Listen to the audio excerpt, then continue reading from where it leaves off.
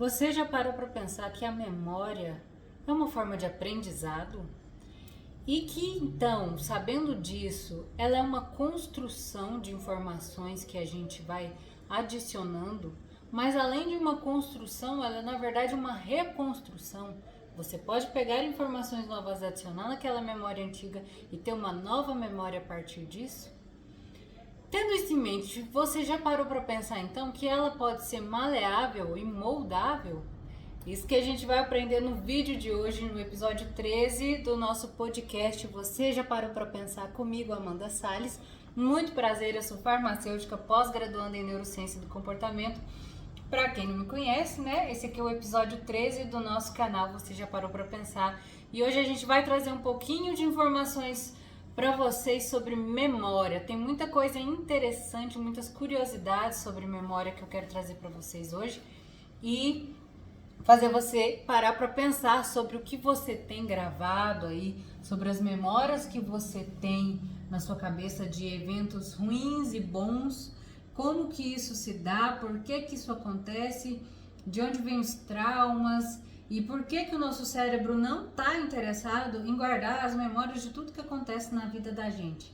Então vem comigo que esse episódio vai ser muito interessante para você poder daqui para frente exercitar a sua memória, que nada mais é do que uma forma de aprendizado, de uma forma que seja mais eficiente para a sua vida, tá bom?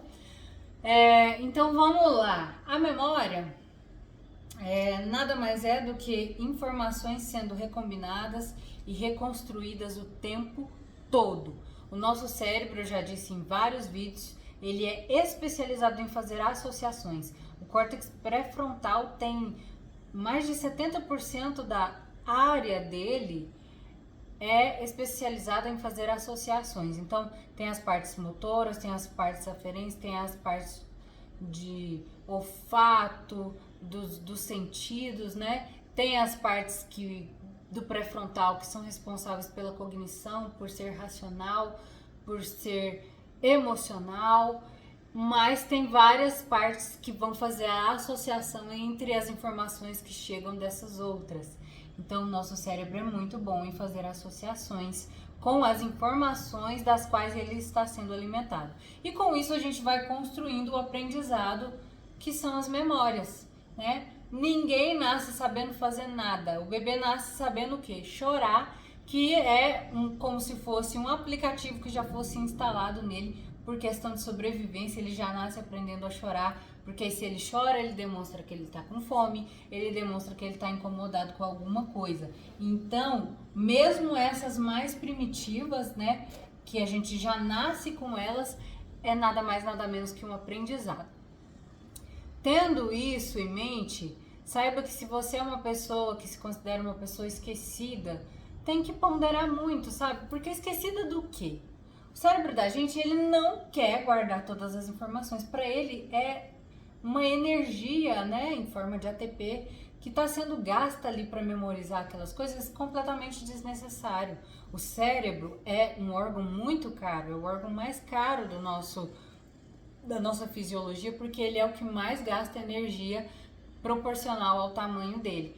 E para guardar as coisas, para armazenar esse aprendizado, ele gasta muita energia. Então ele não quer lembrar de tudo que você viveu. Ele não quer lembrar da cor da roupa da mulher que passou hoje na rua quando você foi comprar pão. Ele não quer lembrar quanto que deu certinho o valor do pão que você pegou na padaria. Ele não quer lembrar se a pessoa do caixa estava de cabelo solto, estava de cabelo preto. Ele não quer. Isso é desnecessário. Mas muitas vezes ele não quer lembrar coisas que a gente julga necessárias, mas ele também não quer. E por que que ele não quer, né? Porque tem algumas questões que a sua circuitaria neuronal vai julgar como importantes e outras não. Então, tudo aquilo que a gente dá a importância, que a gente tenta jogar o foco, já fica aí, né, um spoiler do que eu vou explicar, é considerado importante para o seu cérebro, vai marcar aquilo com alguns neurotransmissores e isso para ele vai ser levado em consideração na hora dele armazenar essas memórias. Este aprendizado, na hora que ele for associar essas informações com as outras que já existem, ele vai levar em consideração o que ele acha que é importante. Geralmente são coisas relacionadas à sua sobrevivência, a como você tem que fazer para se alimentar, a como você tem que fazer para se locomover, enfim, como você tem que fazer para ganhar dinheiro, a se relacionar, né? E dentre outras coisas importantes na vida. Bom, vou explicar um pouco sobre 3 questões que envolvem a memória, que são muito interessantes também da gente saber, porque a memória ela é dependente, orgânica e difusa. Eu vou explicar esses 3 agora para vocês. Ela é dependente do quê? Ela é dependente dos seus estados cognitivos e emocionais. Dito isso, a gente já pode começar a raciocinar por exemplo, sobre traumas, que eu vou trazer esse exemplo do trauma várias vezes, que ele é muito didático, né? E é muito claro pra gente. Sobre traumas que estão tomados por fortes emoções, no caso negativas, o tanto que isso é enraizado na gente, tanto que isso fica guardado na gente quando a gente sofre um trauma, seja um acidente de trânsito, seja qualquer situação traumática, né? Soldados que lutam em guerra, tem muitos estudos da neurociência com essas pessoas, né? Mas traumas que sejam até mesmo um pouco mais velados ou implícitos, por exemplo, relacionamentos abusivos, de pessoas que fazem você se sentir mal com algumas coisas em determinados momentos da sua vida específicos e aquilo vai te traumatizando.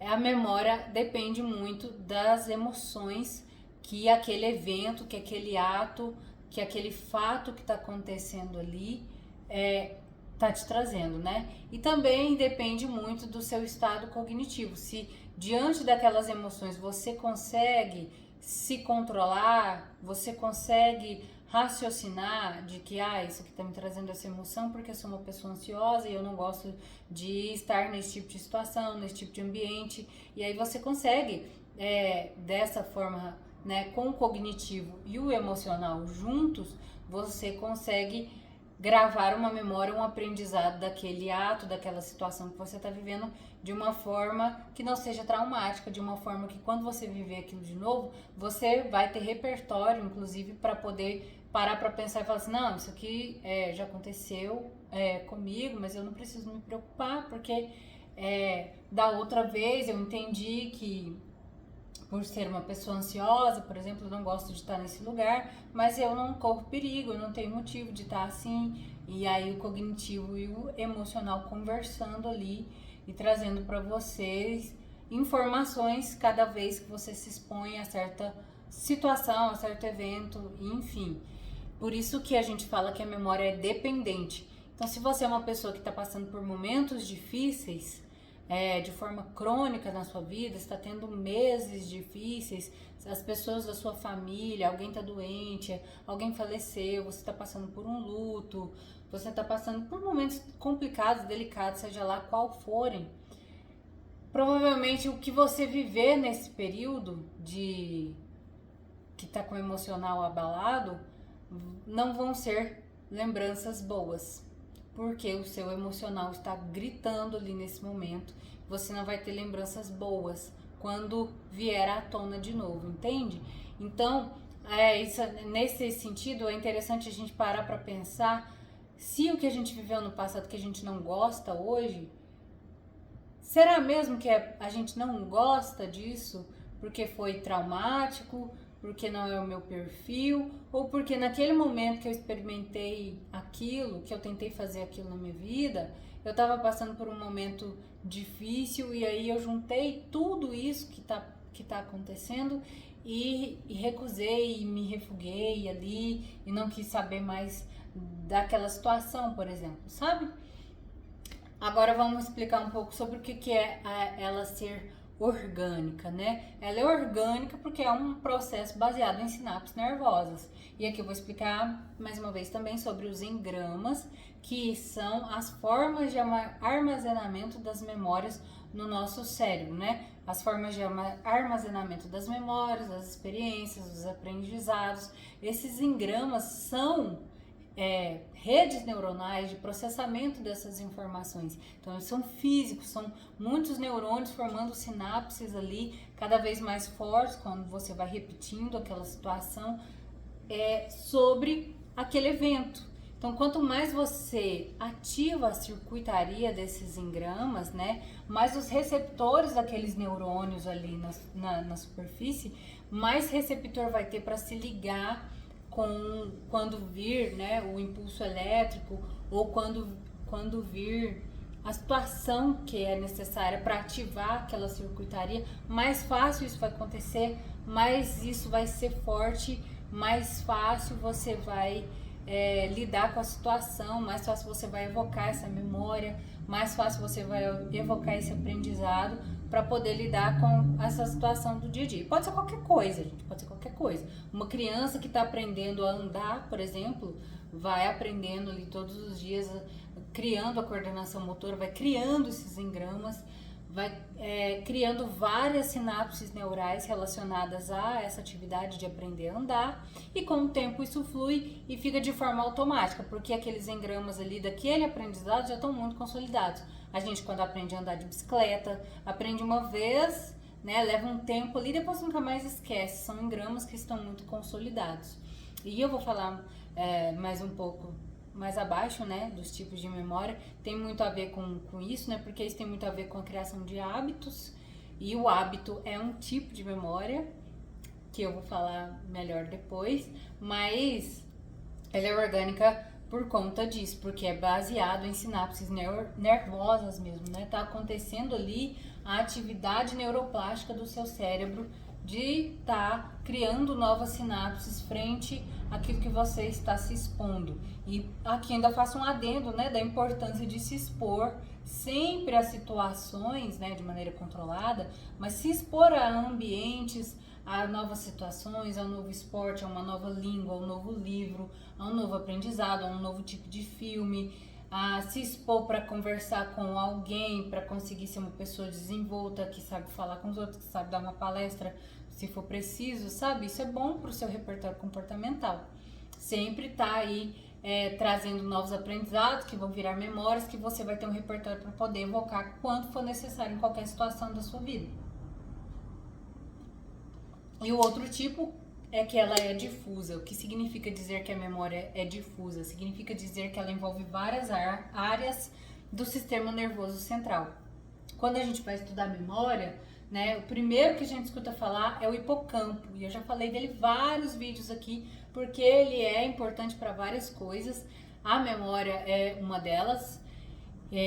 Mas também existem outras áreas. O hipocampo sozinho não vai dar conta de todo o recado que é gravar um aprendizado, né? Então tem o hipocampo, tem o córtex pré-frontal, tem o tálamo cerebelo, que é responsável pela parte de movimento, tem a amígdala também, que é responsável pela parte de te manter vivo, de te manter ativo ali, de fazer você correr quando tem, fugir quando tem que fugir, lutar quando tem que lutar.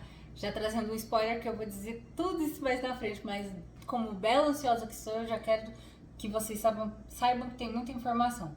E assim, gente, eu tô realmente, nos últimos vídeos, vocês podem notar que eu tô mais ansiosa mesmo, e por isso gaguejando mais, e por isso às vezes até um pouco mais confusa, peço que relevem.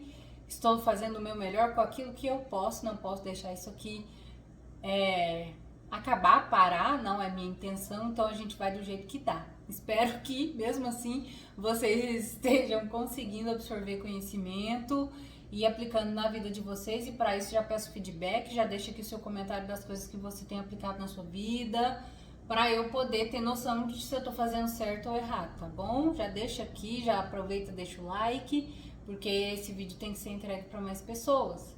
Quanto mais você engaja aqui, mais o YouTube entrega isso, ou o Spotify, ou qualquer plataforma que seja, mais ele entrega para as pessoas o conteúdo, porque ele entende que aquele conteúdo realmente é interessante, tá bom?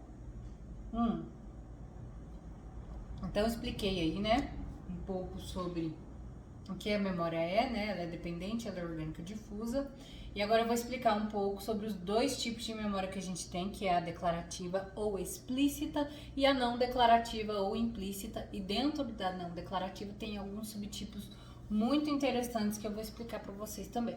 A declarativa é mais óbvia. Ela é aquilo que você sabe que sabe. Então você sabe o seu nome, você sabe que você sabe o seu nome. Você sabe quem é seu pai e sua mãe, você sabe que você sabe dirigir, que você sabe andar de bicicleta, você sabe a sua senha lá do login do seu computador do trabalho. É aquilo que você sabe, né? Então ela é baseada em fatos e aos significados que você atribui àquele fato. Por exemplo, a senha do meu trabalho tem um significado importante para mim, porque toda segunda-feira eu tenho que chegar lá, digitar essa senha e trabalhar, né? É um fato. E o significado da importância que ela tem para mim, eu que atribuí, porque eu sou uma pessoa que tem que trabalhar e eu preciso desbloquear o computador. Um exemplo, né? Então a declarativa é isso, baseada em fatos e os significados que você atribui àquele fato. Se a gente for parar para pensar, ela na verdade é uma percepção sobre a vida. A memória declarativa é aquilo que você percebe que está acontecendo, absorve ali, seu cérebro processa aquela informação e emite algum comportamento sobre isso. É a percepção sobre o meio que a gente vive, puramente dito, né? É um conjunto de interpretações aprendidas sobre aquilo que você vai vivendo. Para aprender a dirigir, eu aprendi primeiro passo a passo ali da teoria, depois eu peguei um carro, aprendi a ligar a chave, aprendi o que era ali os pedais, como que passava a marcha, e hoje eu faço isso de forma automática, mas de algum momento eu aprendi. Então aquilo é declarativo, aquilo é explícito. Já a não declarativa ou implícita, ela é um pouco mais assim, digamos que abstrata, né? Pra gente poder entender. E eu vou explicar as 4 tipos de memória não declarativa, começando pela que é mais fácil de explicar, que é a procedural, que é aquela memória envolvida com os hábitos e as habilidades que a gente tem. E aí tem um episódio só sobre hábitos, né, que eu ensino você a criar um hábito em 21 dias. Mentira, pelo amor de Deus, isso não existe. Mas o hábito é um tipo de memória, é um tipo de aprendizado. E eu falo isso no vídeo dos hábitos. E agora ele volta aqui de novo como a memória não declarativa do tipo procedural. É aquela que ocorre uma adaptação neuronal para o seu cérebro executar aquela tarefa de forma que ele gaste menos energia. Lembrando que o cérebro da gente quer sempre economizar energia. Ele quer sempre fazer as coisas da forma mais automática possível. Em certas situações isso é interessante pra gente, né? Por exemplo, o hábito de beber água, o hábito de treinar todo dia, o hábito de ler todo dia. Mas em outras não. Outras fazem a gente viver de forma automática. Porque ele não quer que você gaste energia. Então, coisas que são muito estimulantes, por exemplo, a gente cria um hábito fácil de viver naquilo ali, e aqui eu já tô até passando, né, como se eu estivesse passando um Reels aqui no celular, para demonstrar para vocês, né, o seu cérebro quer que você viva ali naquele automático porque é confortável para ele, te traz uma dopamina barata, ele se satisfaz, você dá risada ali, você fica com um humor estável, né, sempre bem na teoria, ou pelo menos é o que se parece, e não gasta muita energia. Então tem que tomar muito cuidado com os hábitos que a gente vai criando e os que fazem mal. A gente tem que sair desse automatismo e automatizar cada vez mais os que nos fazem bem, os que são adaptativos para a nossa vida. E é um tipo de memória, a memória procedural. O outro tipo é o que eu achei mais interessante, que é a memória do tipo priming. Vocês já ouviram falar dessa memória? Ela é aquela que você é submetido a uma exposição prévia, mas você nem está se dando conta. Você vai sendo submetido a certos contextos ali, ó, e o seu cérebro vai associando, mesmo você não tendo a cognição disso, mesmo isso não sendo colocado na sua parte racional, você está sendo exposto àquela informação, àquela situação, àquele contexto, e ele vai acostumando com aquilo. Já não me é estranho, já fui exposto àquilo. O seu cérebro, né? Tô sendo o cérebro agora. Já fui exposto àquilo algumas vezes, aquele tipo de associação ali, e com o tempo ele vai ativando conceitos relacionados. Vou te dar um exemplo agora que vai trazer à tona para você o que é esse prime, né? Você já viu quando você passa em restaurantes e tá tocando música clássica, vocês não sabem que aquele restaurante vai ser caro? cardápio daquele restaurante vai ser um absurdo. Um prato naquele restaurante vai ser caríssimo. Porque o seu cérebro já associou, porque ele já foi exposto, nem que seja por filme, novela, ou na vida real mesmo, já foi exposto aos eventos de música clássica mais restaurante, comida cara. Isso é um tipo de prime. E o pessoal das vendas e do marketing usa muito esse tipo de prime pra gente ir associando as coisas assim, eu sem nem perceber quando é fé. A gente se dá conta de que fez uma compra, por exemplo, de alguma coisa, porque você associou os contextos. Ah, eu quero correr na rua. Então, o que vem assim, ó, resgatado da sua memória de início? Preciso comprar um tênis para correr na rua. E não pode ser qualquer tênis, tem que ser aqueles tênis de placa de carbono que são caríssimos, do que esse corredor topzera das galáxias. Porque eu quero ser topzera das galáxias, não sou ruim, nada que eu faço vai ser ruim. Você entendeu? Ou preciso ir... quero ir pro Alasca, fazer uma excursão no Alasca. Então eu tenho que comprar aquelas roupas de ir pro Alasca, porque senão eu vou morrer de frio. Ok, né? É isso mesmo. Porque por exposições, né? Você sabe que o Alasca é frio. Você já viu que pessoas que foram pro Alasca têm que comprar roupas específicas para isso. E ok. Agora tem umas que são perigosas e o pessoal do marketing das vendas trabalham muito em cima disso. Tem até um estudo, eu não sei se eu citei ele em algum vídeo, mas esse estudo mostra que eles fizeram, né? Em uma loja de vinho, não lembro se foi semana ou meses, como que foi, eles colocaram música italiana para tocar durante, vamos supor, uma semana. E quando tava tocando música italiana, só o fato da música ser italiana, as pessoas compravam mais vinhos italianos. A venda de vinhos italianos cresceu. E aí depois eles trocaram para músicas francesas. E a venda de vinhos franceses cresceu. Isso é o prime. Você tá sendo exposto ali a um contexto, a uma situação, a um ambiente. E aí a música influencia, tudo influencia. E você, quando vai tomar a sua ação ali, toma baseado no que você foi exposto. E agora eu vou falar sobre o condicionamento pavloviano, que eu já falei também em outro vídeo, eu não lembro qual, que a minha memória tá muito ruim. Ai, pasmem. Mas eu já falei do condicionamento pavloviano, que é aquele estudo que o cientista Pavlov fez com os cachorros, que ele coloca o cachorro, em certo momento, oferece carne pro cachorro e passa dias ele oferecendo carne pro cachorro, o cachorro vai lá e come. Eu chegava com a carne, o cachorro ia lá e comia. E eles anotavam os sinais, né? O cachorro salivava, o cachorro mostrava um interesse pelo alimento. Depois eles colocaram que quando essa carne vinha, ela vinha junto com o sino. A pessoa ia tocando um sino junto com a carne. E aí o cachorro comia. Sempre vinha a carne junto com o sininho. Aí o cachorro comia. Em outro determinado momento, esse cachorro era exposto somente ao sino. E a carne não estava junto, o alimento não estava junto. Mas o cachorro salivava, já começava a salivar só de escutar o barulho do sino. E a carne nem estava ali, ela só chegava depois. Então, isso é o famoso estudo do Pavlov, né, do condicionamento pavloviano, e é um tipo de memória não declarativa, que você evoca certas emoções, certos comportamentos a partir daquilo que você foi exposto e você sabe que uma coisa tem a ver com a outra, que está condicionado ali, entendeu? Um exemplo da nossa vida sobre isso, quando você vai num restaurante, eu tô falando de restaurante hoje, né? Você vai num restaurante e aí você pede sua comida, passa um tempinho, chega o prato e os talheres. Você já começa a salivar, porque você pensa, nossa, você já chegou o prato, o talher, a comida tá chegando.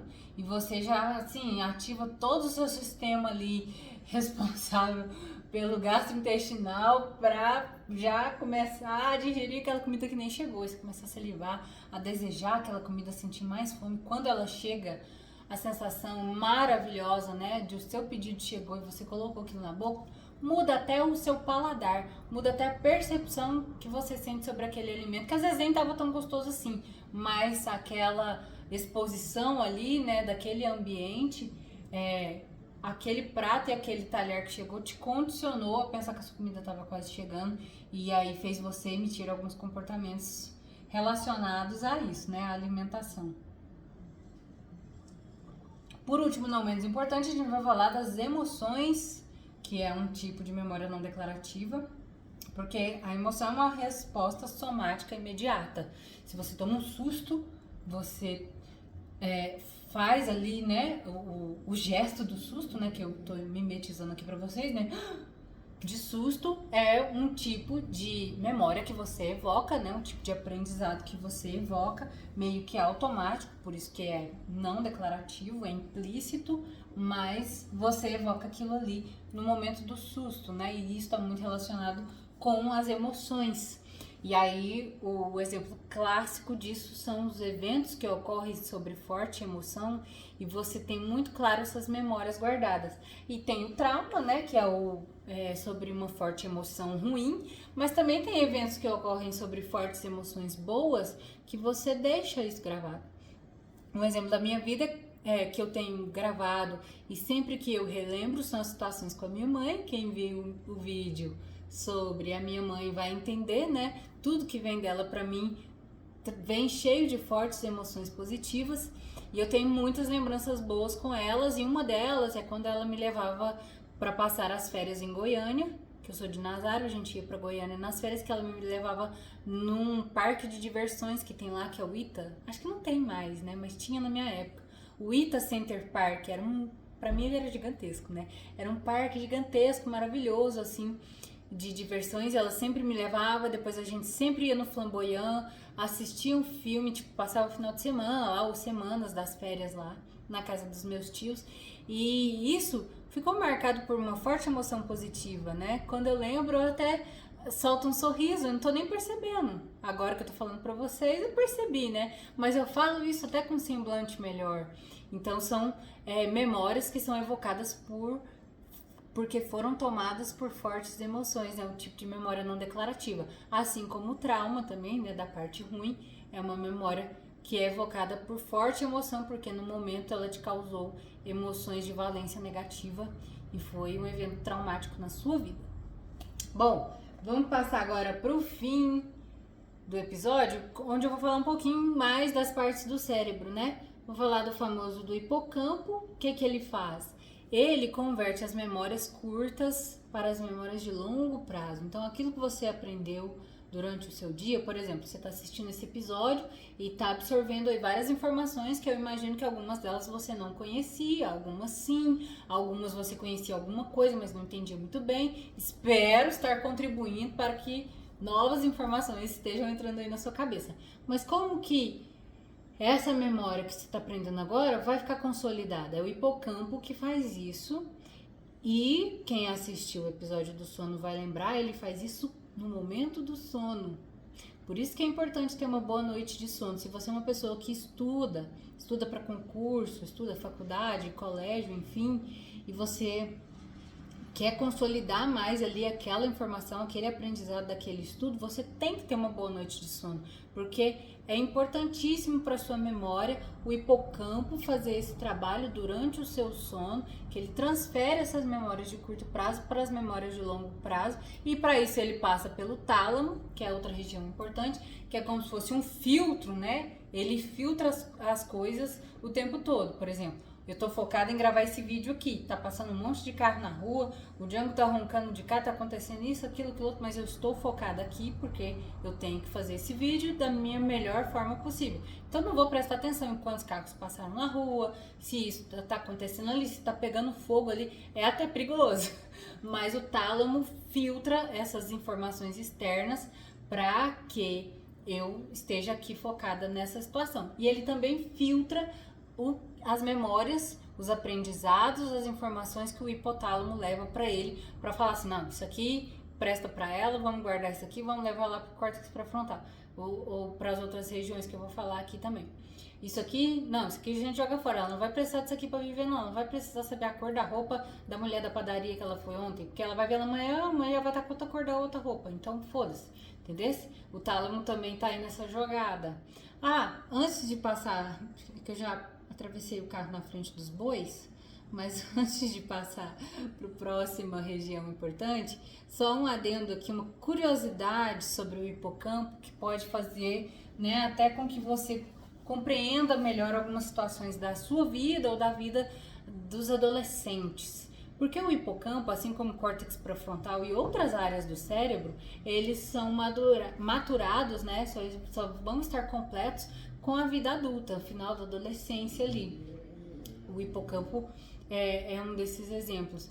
E como ele está muito relacionado à memória de curto prazo, quando você pede para um adolescente ir arrumar o quarto dele, e aqui, adolescentes, vocês ajudam a engajar nesse vídeo, porque eu tô defendendo vocês, explicando que vocês não fazem por mal. É porque eles simplesmente esquecem, gente. Eles não fazem por mal. Eles já têm ali a parte do córtex pré-frontal, que é a parte responsável por cognição, raciocínio, né? Fazer o que tem que ser feito, mesmo que você não queira. O córtex está muito relacionado a isso. Ele já tem o córtex que só vai madurar lá com 25 anos, 20 e poucos anos, e tem o hipocampo que ainda está se consolidando. Então ele não vai lembrar. Ah, quer que você vai no mercado para mim, Joãozinho? Compra sal, arroz e feijão. Ele traz só arroz e feijão, porque ele não lembrou do sal. Porque ele esqueceu, ele simplesmente esqueceu. O hipocampo dele ainda não está bem consolidado.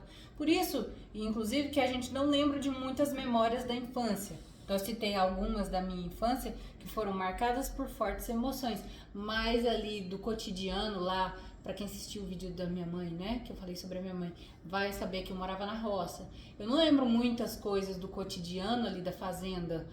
Eu lembro que eu estudava, que minha mãe me botava para estudar, que ela colocava tarefa para eu fazer, mas eu já perdi assim a memória dos detalhes de como era o meu quarto, dos detalhes das plantas, que eu lembro, minha mãe e minha avó sempre tiveram muitas plantas, mas isso vai esquecendo, porque eu nem tive o hipocampo formado para poder gravar esse tanto de informação, né? Só esse adendo aí do hipocampo, que ele ainda não está completamente formado nos adolescentes e por isso tenham mais paciência com os adolescentes, lista as coisas que eles têm que fazer, porque está no papel, eles vão olhar o papel e lembrar as coisas que eles têm que fazer. E até mesmo a gente, né, que já tem o hipocampo formado, mas ele já está ferrado, porque a gente não dorme direito, porque a gente não se alimenta direito, e blá blá blá, tudo isso que eu venho falando de comportamento aqui a vida inteira, porque a gente tá estressado, completamente estressado. Enfim, gente, vamos aqui pro próximo, que é a amígdala. A amígdala também está muito envolvida nas questões relacionadas à memória, porque ela vai ajudar você a ter respostas rápidas. Um exemplo clássico disso é quando a gente encosta a mão em alguma coisa que está quente, alguma coisa que vai lesionar a nossa pele. A amígdala é uma das responsáveis por a gente ter esse instinto de tirar o mais rápido possível, porque ela, dentre outras funções, está muito relacionada com o sistema de luta e fuga, porque ela dispara medo, ela identifica se você está correndo risco ali de vida, então ela é responsável por você sentir medo das coisas de uma forma funcional, né? Quando ela está disfuncional, você vira um ansioso crônico, porque tudo te causa angústia, medo, pavor, enfim. Já falei isso em outros vídeos. Mas a amígdala, uma das funções dela é você evocar essas respostas rápidas, essas respostas corporais mesmo. Ela ativa as áreas motoras para você sair daquela situação, de tirar a mão do que tá te queimando, ou de correr quando vê um animal feroz vindo pro seu rumo, ou de se esconder, ou enfim, ou até mesmo o freezing, né, que é de paralisar, assim. Não é muito adaptativo não, mas acontece. Então a amígdala está muito envolvida na evocação dessas memórias, desses aprendizados, para poder te trazer respostas rápidas. O córtex pré-frontal, tô toda embolada hoje. O córtex pré-frontal, principalmente a região dorsolateral direita, está muito envolvida também em suprimir memórias ruins. O tálamo deixa passar ali, né, as memórias ruins vindas do hipocampo, e ele vai avaliar ali se aquilo, realmente, você tem que guardar aquela lembrança ruim daquele dia, você tem que guardar aquela pessoa que te olhou torto, você tem que guardar que fulano não te deu bom dia, você tem que guardar que fulano foi mal educado com você, ou, sabe, ele é o responsável por suprimir essas memórias ruins para não encher a sua cabeça com essas coisas ruins da vida. Porque não é importante pra você, foda-se, tipo, ele tá assim, isso aqui, deixa esse menino esquecer isso aqui. Tem muita coisa muito mais importante pra ela lembrar. Só que pessoas que dormem mal não conseguem fazer isso, Porque o córtex pré-frontal, dorso lateral direito, faz isso no momento do seu sono. Então, quem não viu o episódio sobre o sono, é o episódio 1 deste canal, de tanto que eu achei que fosse a informação mais importante que eu tinha para passar para vocês. Eu pensei assim, se eu fizer só um episódio desse canal, vai ser sobre sono, porque o sono muda a vida. Uma boa noite de sono muda a vida das pessoas. Então, vai lá assistir o episódio sobre sono, que ele vai ser muito útil para você. Logo de início, vai mexer em todas essas outras coisas que eu venho gravando o vídeo aqui. Mexe no hábito, mexe no comportamento, mexe nas suas emoções, diminui a sua ansiedade, melhora a sua performance em atividade física, melhora a sua compulsão por alimentação, melhora tudo.